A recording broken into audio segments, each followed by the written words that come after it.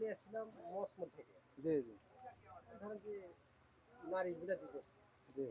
Nourish না পাবে। আপনার দোকানে আপনার বাজারেই আছে ডিলার, এখানে তো তেঁতুলতলা বাজার দোকান। আপনি মসমাল কেন যান? আবার ধরেন যে এই বস্তার ইয়ে দেখো তো ডেট, বস্তার ডেট কত? ওই ইয়ে নারিশের ফিট বর্তমানে দাম কত করে জানেন? ৩৫০ টাকায় জীবনে আপনি নাই। সোহেলের কাছে নিছেন নাকি? ফিডের ব্যাগটা আপনি যে ফিডের অ্যাকচুয়াল ফিডের ব্যাগ সেটাতে তুলুন। চেঞ্জ করেন, এখন চেঞ্জ করেন। আপনার কাছে আটটা ফিটের বস্তা আছে, খালি বস্তা, যেটা আপনি আচ্ছা, আপনারা একটা ব্যবসা করেন, ভেজাল দেখি লাভ পান এই কয়েকটা লাভের জন্য। হ্যাঁ হ্যাঁ, এর ভিতরে ঢালছে উনি। কবে হলো? ভেজাল তো সেই করতেছে, আপনি কি করেন এটা? ওনার কথা আমরা বিশ্বাস করতেছি। উনি তো আত্মাবের ফিট নারিশের বিষয়ে বিক্রি করতেছে। উনি তো জানে নারিশ না এটা। গায়ে লেখা আছে। গায়ে নারিশের বস্তা।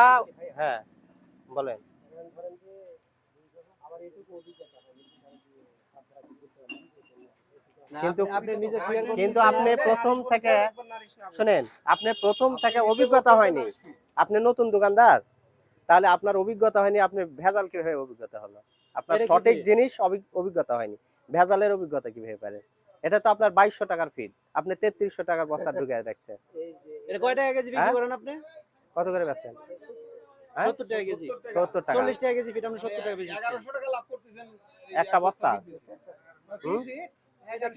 আর ধরলে বলেন যে আমরা এটা জানি না, আমরা বুঝি না। নারিশের আসছি, নারিশ দেখছি, আপনি কোন ফিড ওটা নিয়ে আসছেন ওটা তো চিনি না। এটা আপনার যারা বাজারে বেচতেছে হ্যাঁ বা এই যে আমাদের মতো খুচরা দোকানে বেচতেছে, তাদের আগে বলেন।